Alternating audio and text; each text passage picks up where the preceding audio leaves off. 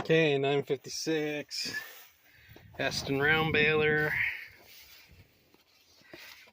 Oh, you think that bearing up in there is bad? Or you think you get a bale or two more out of it?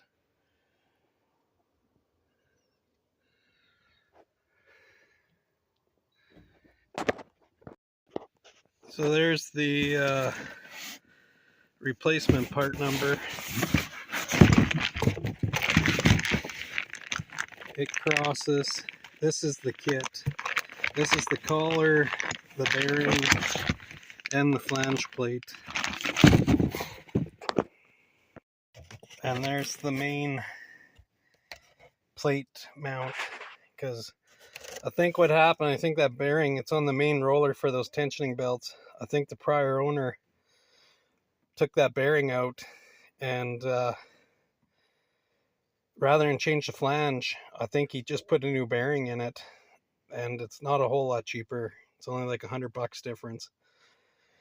And that shaft ate all the way down and through that flange housing and through this plate.